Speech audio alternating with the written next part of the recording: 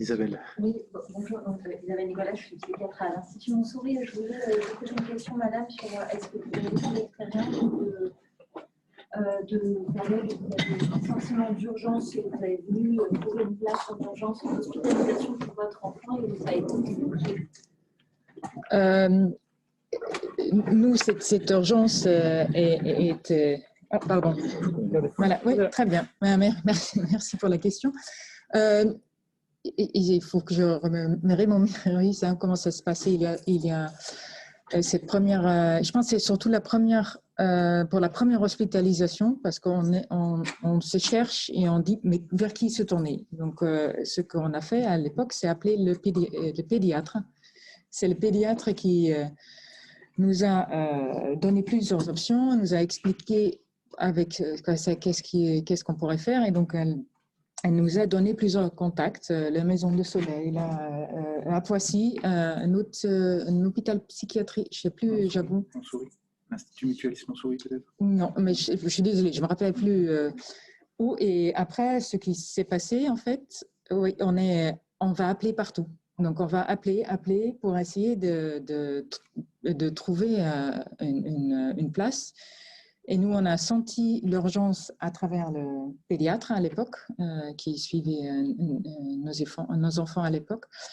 Et en effet, on savait, si elle n'était pas là, j'avoue, je n'aurais pas su vers où me tourner à ce moment-là. Donc, on a une urgence et cette première période avant la prise en charge semble extrêmement longue.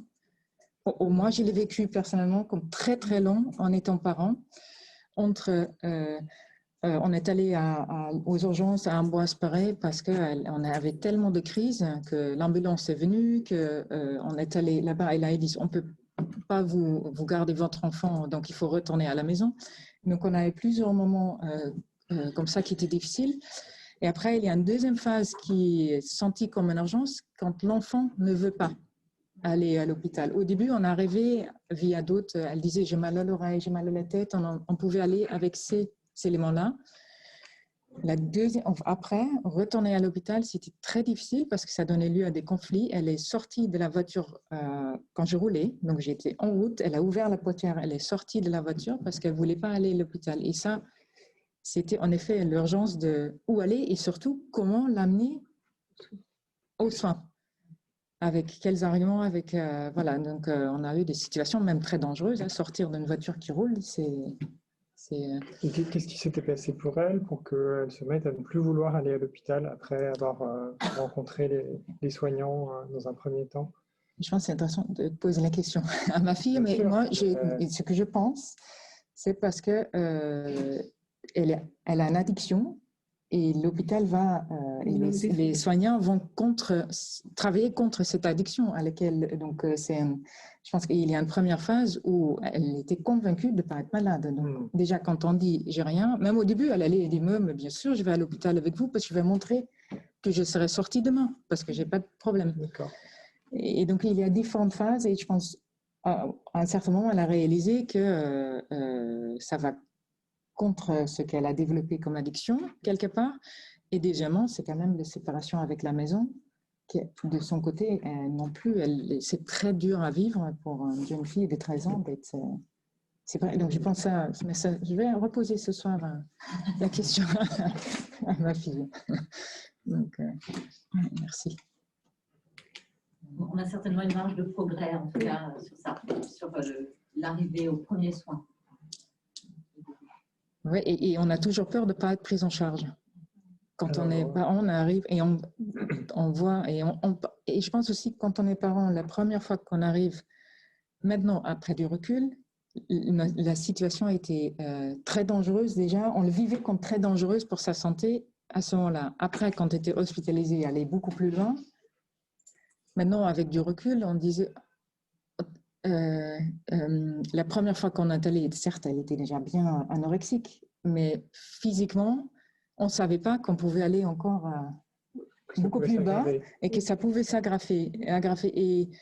Et ce qui est difficile à juger comme parent, c'est la gravité de la situation, parce que c'est son enfant, donc on a un lien émotionnel qui est tellement fort qu'on pense, je pense peut-être tout de suite le pire. Et être accompagné sur cette phase-là, ça peut être... ben, on se cherche. Hein. Le réseau francilien a développé une plateforme téléphonique qui s'appelle Anorexie, Boulimie, Info Écoute, dans laquelle des écoutants permettent de donner une plage de réponse à des personnes qui appellent. Parfois, il arrive que des parents dont l'enfant est en cours à différentes étapes de la prise en charge, soit avant pour trouver une structure, soit au cours des soins, appellent pour pouvoir discuter de ces difficultés qu'ils rencontrent par rapport aux inquiétudes du soin, la difficulté vécue par la famille. Donc, c'est une ressource dont vous n'avez peut-être pas pu bénéficier, mais qui, de temps en temps, est utilisée par les familles qui sont dans des situations, des différentes étapes du parcours de soins. Ah, mais je pense que c'est très bien. Après, c'est très personnel. Moi, j'avais besoin d'échanger. J'allais au groupe de parole, par exemple, pour cette même raison de pouvoir échanger. Mon mari trouvait ça tellement dur d'aller à un groupe de parole et d'écouter la souffrance aussi des autres que c'était...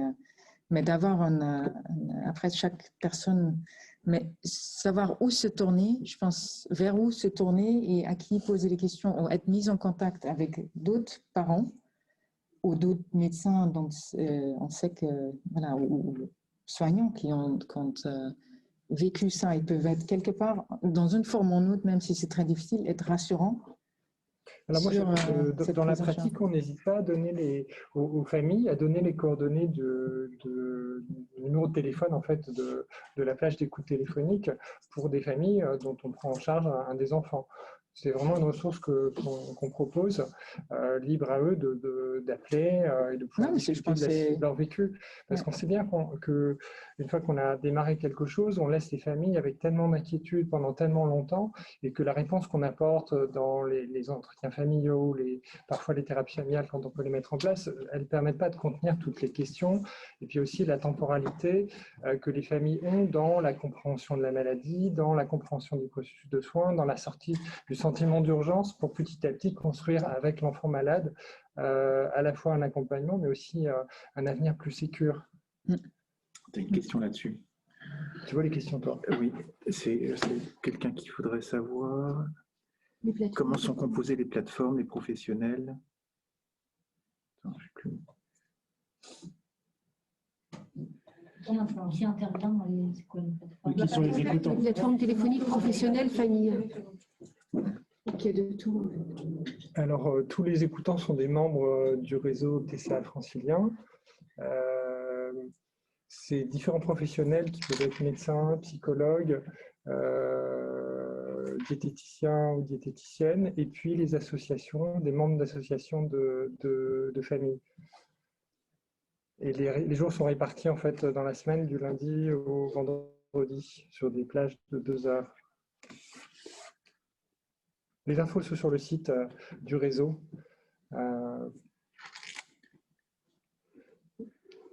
Voilà, ça reste assez limité en temps d'écoute. Ça reste limité en temps d'écoute et aussi il y a 2 niveaux. Il y a cette ligne téléphonique qui permet d'écouter les malades, les familles et les malades, de les orienter, de les écouter. Mais ce qui manque, c'est une plateforme qui puisse les orienter en pratique pour entrer dans le soin plus tôt. C'est ce que vous disiez, madame. Ce qui manquait, c'était ce temps très long qui vous a paru très très long entre le moment où votre fille est tombée malade et le moment où vous avez pu avoir accès à une prise en charge. C'est ça. Donc, et finalement, le réseau et la ligne téléphonique ne répondent pas à cette attente. Ouais, je n'ai pas testé la ligne, oui, donc oui. je ne peux pas vous... Alors, je ne sais pas si la ligne existait et surtout, elle n'est pas encore très connue. Oui. Surtout. Il y a une question qui vous est adressée, madame. Vous êtes-vous toujours senti en confiance avec les différents soignants lors des prises en charge? C'est en plusieurs parties. Ou avez-vous déjà pensé être dans la mauvaise direction pour votre fille? Et comment avez-vous pu rester forte face aux difficultés de la maladie? Donc, la première question, c'était sur en confiance avec les soins. Énormément. J'avoue ça de tout le côté, entre les pédiatres aux urgences à Amboise-Paré, aux urgences à Poissy et après dans le service, absolument 1000%. Mais aussi parce que je me suis dit ils ont beaucoup plus d'expérience que moi dans cette maladie. Moi, et je pense que c'est important en étant parent de faire confiance. Et une chose que je me rappelle très bien du niveau de l'hospitalisation, c'était l'explication sur le clivage. Mm-hmm. Et que la maladie va aller essayer de nous splitter entre moi et mon mari, entre nous et l'hôpital et les soignants. Et je pense que le fait d'avoir expliqué ça, et j'avoue, je l'avais aussi lu dans différents livres, aide beaucoup à se dire c'est normal ce qui se passe, et même si c'est émotionnellement très dur, mais ça aide à cette explication, moi personnellement, a beaucoup aidé de dire ce qui se passe, certaines maladies, mais le processus en soi, il est normal dans cette maladie-là. Et je trouve que ça donne beaucoup de confiance. Voilà, après, je pense qu'en étant parent, oui, ça m'a, oui, j'ai aucun doute. Pour moi, ça aurait été intéressant, je poserai ce soir la question à mon mari, cette fois-ci. Oui, encore une question pour votre mari. Ouais. Et il y avait une deuxième question, pardon, je ne l'ai pas retenue. Vous avez un peu répondu. Comment vous avez pu faire face au clivage de la maladie, en sachant que ça existe, et puis probablement en discutant avec vos proches. Mais je pense qu'il y a différentes phases, le clivage. Il y a le clivage à l'hôpital. Hélas, il y a beaucoup de chantage émotionnel de la part de notre fille auprès de nous sur comment on peut être les parents plus horribles de la laisser là-bas. Et après, il y a un autre clivage, je trouve, qui existe beaucoup pour les parents, c'est elle essaye de diviser le couple. Pas pour diviser, elle ne veut pas diviser ses parents, oui. Mais la maladie va chercher je l'ai dit tout à l'heure, je pense, la petite chaîne la plus faible. Et le moment est différent. Une fois, c'était avec moi, une autre période, c'était mon mari. Et donc, la maladie jouait avec ça et essayait toujours de nous influencer pour que la maladie puisse être plus forte et continuer à vivre. Et, comment tenir, c'est y croire que ça va aller mieux. Cette problématique du clivage, elle touche absolument tous les niveaux, et en particulier les équipes soignantes qui sans cesse doivent revenir autour de la table, discuter entre eux pour pouvoir synchroniser les points de vue, échanger. C'est-à-dire que les soignants sont aux prises avec ces difficultés du clivage en permanence, et c'est un des arts du soin pluridisciplinaire et transdisciplinaire que de communiquer autour de ces difficultés, mais aussi d'échanger avec la famille et le patient pour réunifier autour d'une direction, d'une stratégie de soins partagée. Donc, c'est un point crucial. Une question de M. Guillaume Groff, qui vous remercie, madame, pour votre réponse. Il y a des associations de patients qui veulent souligner, pour qui manifester le titre, l'importance des coups téléphoniques par les usagers de famille qui sont présents et qui peuvent apporter une écoute et une aide. Il y a aussi Mme Balombo qui souligne le fait que le risque suicidaire, il faut le prendre en compte non seulement en hospitalisation, mais la sortie de l'hospitalisation et le suivi ambulatoire. Et je ne vois pas, je pense qu'on a traité à peu près toutes les réactions. Je vais passer à d'autres réactions.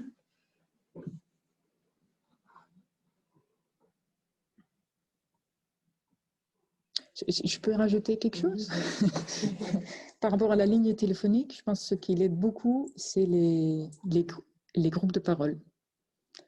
D'être mis dans un réseau, ça peut être un réseau qui existe déjà, à lequel on sait on pourrait éventuellement rejoindre, et je pense que c'est quelque chose qui, après, chaque individu fait comme il le sent, mais avoir cette possibilité, je pense que c'est très utile.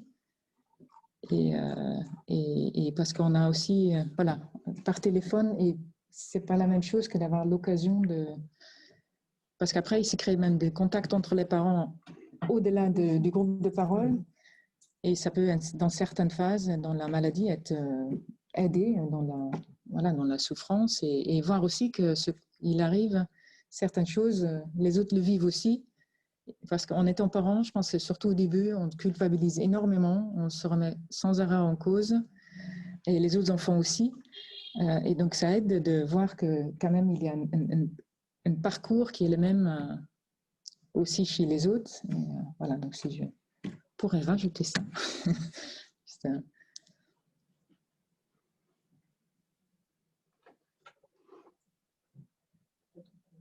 Tu as un message de Clélia.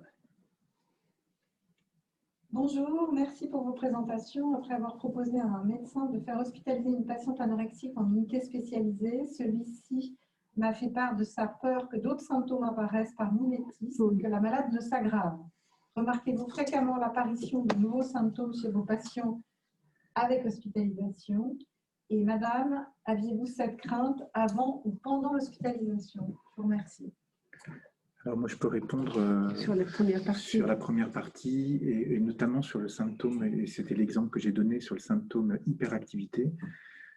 Oui, il y a un collage aux symptômes des autres et on peut observer des symptômes qui apparaissent pendant l'hospitalisation à partir du symptôme d'autres patients, comme ça a été très bien décrit en collectivité sur des scarifications par exemple. Et quand on peut en parler avec les parents, c'est de leur expliquer qu'effectivement, il va y avoir quelquefois des symptômes pris sur d'autres, mais qu'à la fois, il y a un tel isolement social, y compris en famille, on est tellement malade que l'hôpital, finalement, apporte quand même plus de bénéfices en permettant à l'adolescent de sortir un peu du déni en rencontrant d'autres patients et en ayant des liens sociaux. Mais c'est vrai que c'est une question, moi je trouve, qui est pertinente et qui inquiète souvent les familles, les parents. Moi, j'ai une façon de répondre aussi en disant si vous allez dans un service qui ne prend pas en charge la pathologie de votre enfant, bien sûr, probablement il ne va pas prendre les symptômes des autres. Si vous allez dans un service spécialisé, oui, c'est sûr, il va y avoir d'autres personnes qui ont le même trouble. Et donc peut-être aussi voilà, prendre des symptômes, mais je pense que c'est important d'être dans un service spécialisé quand même. J'ai envie de dire, aujourd'hui, autant des réseaux sociaux, etc., est-ce que l'hôpital est le seul endroit où il y a un mimétisme des symptômes? Je peux peut-être témoigner en étant parent, comment un parent l'avoir vécu. Non, j'ai jamais eu peur de mimétisme parce que l'urgence de soigner notre fille était, je pense, toujours plus présent que ça. Et les deuxièmes, je pense qu'elle a trouvé un certain confort parce qu'à Poissy, elle était dans des chambres avec parfois des filles adolescentes qui n'avaient pas l'anorexie, mais une autre maladie ou problème, pour lequel elles étaient, souvent elles étaient hospitalisées. Et je pense que ça a créé aussi des liens. Et il y a des choses, je pense que les filles, elles comprennent entre elles que nous, on ne va jamais comprendre et jamais savoir. Et donc, personnellement, j'ai jamais eu cette crainte-là et jamais pensé que ça allait… La seule chose qu'on sait, ce qui se passe, c'est boire de l'eau. Pour les peser, ça, c'est parce qu'elles ont vu que quelqu'un d'autre l'a fait, donc elles vont le faire aussi. Mais en même temps, voilà, je ne pense pas que c'est parce que… Elles sont que à l'hôpital, il y a tellement en effet d'autres moyens de savoir que… Ouais, donc. Mais si on reparle du clivage, c'est vrai qu'il arrive que des adolescents disent à leurs parents, tu sais, un tel m'a dit qu'on pouvait faire comme ça, on pouvait faire comme ci, sors-moi de là. Ouais.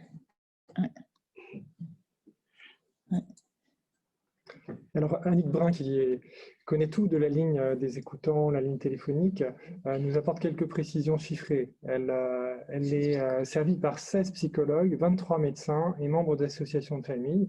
Souvent, c'est le premier appel des familles en détresse qui veulent les informations, parlent de ce qu'ils ressentent et cherchent les informations sur la maladie. Étant anonyme, ça facilite effectivement les échanges. Nous avons Adèle Carlier-Gonneau qui demande quand faut-il retarder l'hospitalisation pour mieux la préparer et la faire accepter de tous, famille, patiente, etc. Adèle est pédiatre pour adolescents. Et juste avant, petite séquence publicité, je crois que la ligne téléphonique recherche des écoutants. Qui sont formés par Annie. Voilà.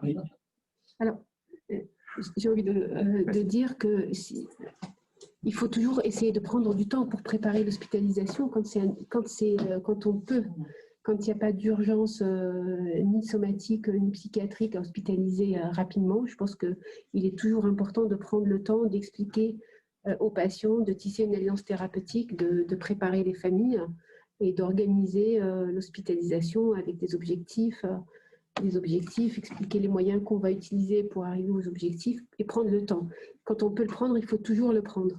Mais quand la situation est urgente, on hospitalise malheureusement parfois sans préparer, mais ça n'empêche que pendant la prise en charge, on peut toujours construire cette alliance et rencontrer la famille et discuter avec le patient. Moi, j'ai envie de dire qu'on est souvent dans des situations entre deux, c'est-à-dire qu'il n'y a pas une urgence vitale à hospitaliser, mais on sent qu'on va y venir. Et effectivement, dans l'Alliance, ce travail, je donne quelques exemples, c'est d'expliquer déjà comment se passe une hospitalisation, parce qu'il y a quand même beaucoup de fantasmes autour de l'isolement des patients et de vieilles lectures ou de choses qui s'échangent. Pareil, c'est si la consultation est proche du lieu d'hospitalisation, c'est de faire visiter l'unité, montrer la trombine des infirmières et des médecins et des éducateurs pour voir que c'est des gens normaux. Voilà, et souvent ça permet de préparer mieux une hospitalisation qui se fera avec l'accord de tout le monde. Alors, une question de Madame Emma Chaud qui demande comment composons-nous en tant que professionnels de santé avec la possible rigidité des patients qui présentent une anorexie mentale afin qu'ils adhèrent suffisamment à une stratégie de soins proposée.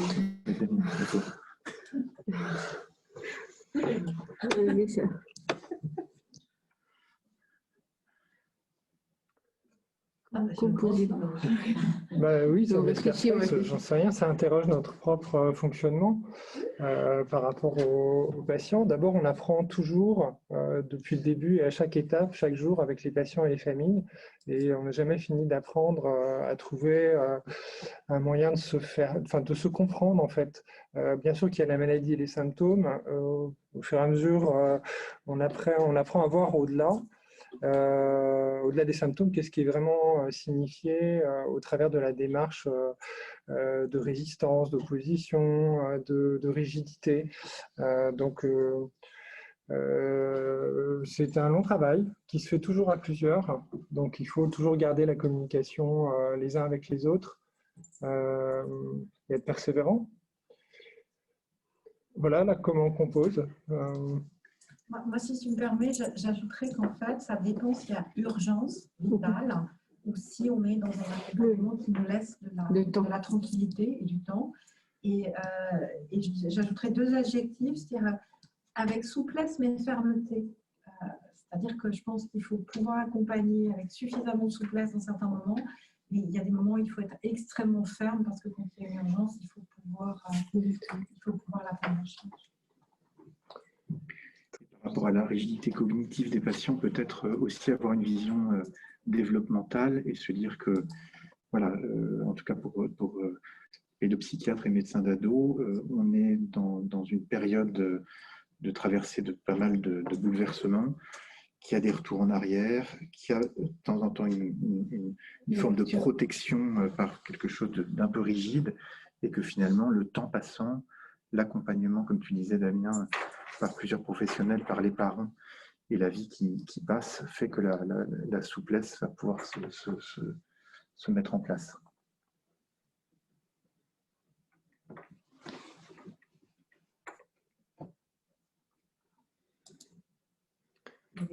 Bon, je pense qu'on est arrivé au timing parfait pour la transition vers la deuxième partie.